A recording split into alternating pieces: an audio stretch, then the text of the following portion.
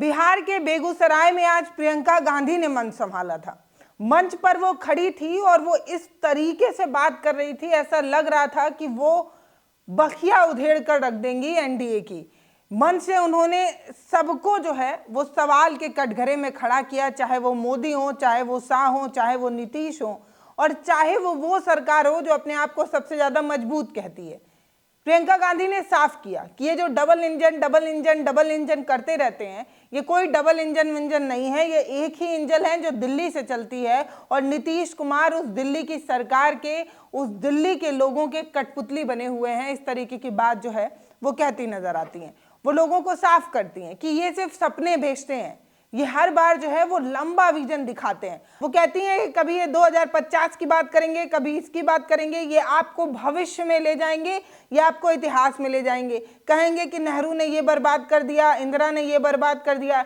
ये या तो इतिहास की बात करते हैं या भविष्य की बात करते हैं, या आपके वर्तमान की बात नहीं करते। जिस तरीके से प्रियंका गांधी आज बोल रही थी, ऐसा लग रहा था कि उन्होंने बहुत तुला हुआ, बहुत सीमित और बहुत अच्छी तरीके से जो है वो सरकार से सवाल करने की तैयारी कर रखी है। ऐसे भी प्रियंका गांधी जब बोलती हैं तो लोगों को खूब पसंद आता है। लोग कहते हैं कि इंदिरा की झलक जो है वो प्रियंका में देखने को मिलती है। प्रियंका गांधी ने सबसे ज़्यादा जो है वो महिलाओं को अपने पक्ष में करने की कोशिश की। वो जिस तरीके से महिलाओं को ये कहने या समझाने की कोशिश कर रही थी कि एक महिला दिनों रात मेहनत करती है ऑफिस में, घर में, और उसको उतना वो नहीं मिलता है, वो सम्मान नहीं मिलता है और ये नहीं मिलता। इस तरीके से प्रियंका गांधी जिस तरीके से महिलाओं को अपने भाषण में महत्वपूर्ण भूमिका में ले आई थी, और जो अपनी योजनाओं में सिर्फ महिला वाला बात जो है वो सुना रही थी, ये बता रही थी कि देखिए दीदी आपको ये मिलेगा, ये मिलेगा, ये इस तरफ इशारा कर रहा था कि जो इंडिया है ना वो ये जानता है कि महिलाएं अगर इंडिया गठबंधन की तरफ चली आई और एनडीए का साथ छोड़ दी तो एनडीए के लिए बहुत बुरा हो सकता है। मोदी और नीतीश कुमार के लिए बहुत गड़बड़ हो सकता है अगर महिला जो है वो प्रियंका गांधी के कहने पर कांग्रेस और इंडिया के साथ आ जाए। तुम जब अपनी बच्चों को देखती हो दिल घबराता है कि नहीं कि कैसे बड़े होंगे, कि मैं खिलाऊंगी कैसे इनको, मैं पढ़ाऊंगी कैसे इनको,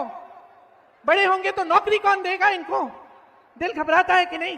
बीमार होते हैं तो दिल घबराता है ना। सोचती हो कि दवा कहां से मिलेगी, मैं डॉक्टर के पास जाऊंगी, प्राइवेट जाना पड़ेगा, और प्राइवेट में जाऊंगी तो इतने पैसे लगेंगे, मैं कैसे इलाज करवाऊंगी। लेकिन घर का सारा काम करती हो ना, सुबह से शाम तक तुम्हें आराम मिलता है? नहीं मिलता ना। यही स्थिति बिहार की हर महिला की है, हर महिला की है, चाहे वो काम करती है चाहे नहीं करती है, चाहे उसका रोजगार हो चाहे ना हो, चाहे वो खेती में सुबह से शाम तक काम ना करती हो, वो घर आती है और सब कुछ संभालती है, अपने बच्चों को संभालती है, उनका देखभाल करती है, बुजुर्गों का देखभाल करती है, सबका खाना परोसती है, ये देखती है कि सबको मिल गया है, सबने खा लिया है, तभी खाती है, तभी सोती है, और फिर भी सुरक्षित नहीं है। फिर भी महिलाओं के खिलाफ अपराध बढ़ चुके हैं, बहुत बढ़ चुके हैं, घबराती है। तो प्रियंका गांधी का जो भाषण रहा वो महिलाओं पर इंगित रहा, और प्रियंका गांधी ने जब बोलना शुरू किया तो उन्होंने बताया कि बिहार इतिहास में बहुत खूबसूरत रहा है। बिहार के इतिहास को याद दिलाते हुए उन्होंने वर्तमान स्थिति को बताया कि कैसे हमारे देश में जो अलग अलग कोने हैं वहाँ पर बिहार के लोग मिलते हैं। कभी सड़क बनाने वाले से पूछो तो बिहारी निकल जाता है, चाहे वो किसी भी जगह पर पूछा जाए, हर जगह बिहार के बच्चे जो हैं वो पलायन कर रहे हैं, नौकरी के लिए बाहर जा रहे हैं, और इस तरीके से उन्होंने सरकार को घेर लिया। बिहार में नौकरियां नहीं मिलती, रोजगार नहीं मिलता। हाथ ऊपर करके बताओ कितनों को यहाँ पे रोजगार मिलता है, हाथ ऊपर करके बताओ मुझे। नहीं मिलता ना। देश भर में पलायन करना पड़ता है।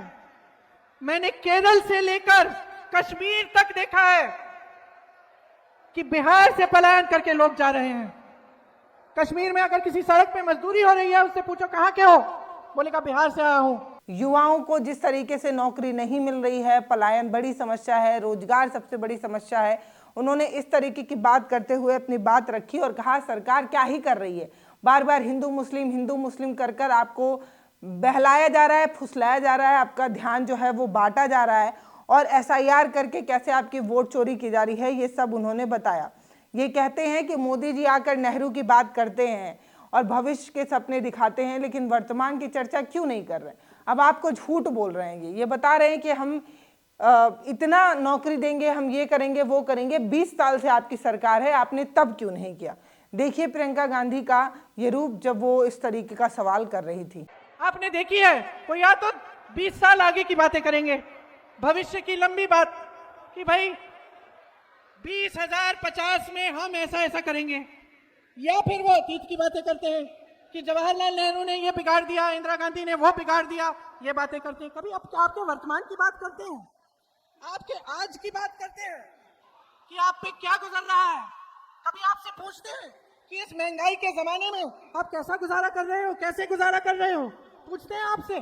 प्रियंका गांधी ये कहती हैं कि पहले ये हिंदू मुस्लिम कर जीत जाया करते थे, लेकिन अब इन्हें वोट चोरी इसलिए करना पड़ रहा है क्योंकि जनता जागरूक हो गई है, जनता अपना अधिकार समझने लगी है और सरकार द्वारा मूर्ख बनाए जाने को भी समझने लगी है, इसलिए इन्हें अब वोट चोरी कर जो है वो सरकार बनानी पड़ रही है, कुर्सी पाना पड़ रहा है। तो यहाँ आते हैं ना, मंच पे खड़े होकर 20 साल सरकार चलाने के बाद, बिहार की प्रदेश सरकार 20 साल चलाई, फिर मंच पर आते हैं और बात करते हैं कि हम रोजगार देने वाले हैं, 1.5 करोड़ रोजगार देंगे। तो दिया क्यों नहीं? 20 सालों से दिया क्यों नहीं? बेवकूफ समझ लिया क्या जनता को? बड़े बड़े वादे करेंगे चुनाव के समय और एक भी वादा पूरा नहीं होगा। महंगाई कम करने की बात करते थे, महंगाई बढ़ गई है। रोजगार की बात करते थे, कौन सा रोजगार दिया? बड़ी बड़ी कंपनियां सारी बेच दी, खेती किसानी से कमाने लायक ही नहीं छोड़ा किसी को। छोटे छोटे जो व्यापार थे, जो छोटे दुकानदार थे, जो छोटे बिजनेस थे, उनको खत्म कर दिया। तो इस तरीके की बात वो बार बार कहती हैं और वो महिलाओं को कहती हैं कि सरकार आपको मूर्ख बना रही है, 10-10 हज़ार रुपए तो दे रही है, और दे रही है तो ले लीजिए, लेकिन वोट इन्हें मत दीजिएगा, क्योंकि वोट आप उन्हें दीजिएगा जो आपके साथ खड़ा हो, जो आपकी परेशानी समझता हो, जो इस बात को समझता हो कि जब आपका बेटा प्रदेश में जाकर माटी गारा का काम करता है, मजदूरी करता है, तो कष्ट बहुत होता है। कि आप एक ऐसी सरकार लाएं जो इस प्रदेश की हर महिला को शक्ति दे, मजबूत बनाए, अपने पैरों पर खड़े होने के लिए मदद करें। आज ये मौका है कि आप एक ऐसी सरकार बनाएं जिसमें आपको शिक्षा मिले, जिसमें आपके पेपर लीक ना हो, जो एक कानून लाए पेपर लीक के खिलाफ, जिसमें आपको रोजगार मिले, जिसमें जो आपकी संपत्ति है, जो बड़े बड़े कारखाने सालों पहले यहां लगाए गए थे, वो आपकी संपत्ति है, वो बड़े बड़े उद्योगपतियों को, जैसे मोदी जी चॉकलेट बांट रहे हैं उस तरह से बांटते हैं, वो बांटे ना जाएं, वो दिए ना जाएं, वो संपत्ति आपकी संपत्ति रहे और उस संपत्ति से आपको रोजगार मिले, आपको मजबूती मिले।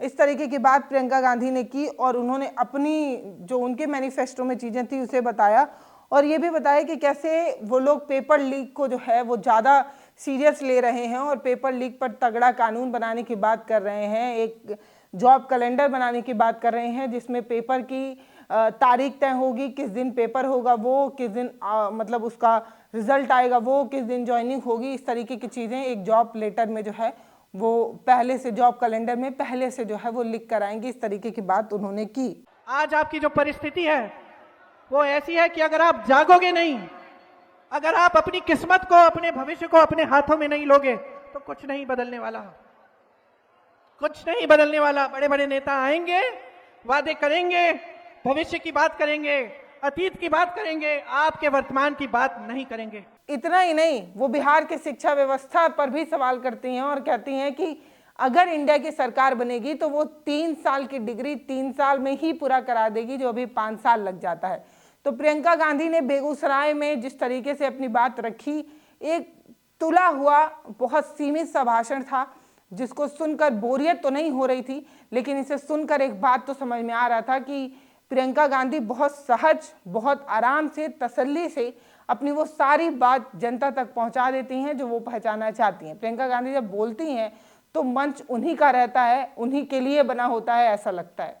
फिलहाल ये वीडियो आपको कैसा लगा वो आप हमें कमेंट सेक्शन में लिखकर जरूर बताइएगा। वीडियो को शेयर करिए, चैनल को सब्सक्राइब करिए। बहुत धन्यवाद। हमारा जो महागठबंधन है वो चाहता है कि आप मजबूत बने, कि बिहार की जनता को शक्ति मिले, और इसलिए हमने आपके लिए कई ऐसी स्कीम तैयार की है।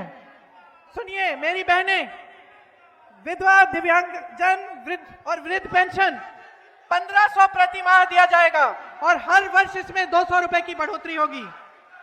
भूमिहीन परिवारों को मकान हेतु 3 से 5 डिसमिल जमीन दी जाएगी। इसका मालिकाना हक मेरी बहनों तुम्हारा होगा। माई बहन मान सम्मान योजना द्वारा 2500 रुपए प्रति माह सीधे महिलाओं के खाते में जाएंगे।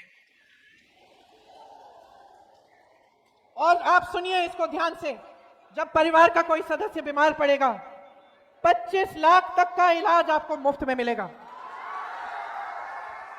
ये खोखली बातें नहीं है, खोखली बातें नहीं है।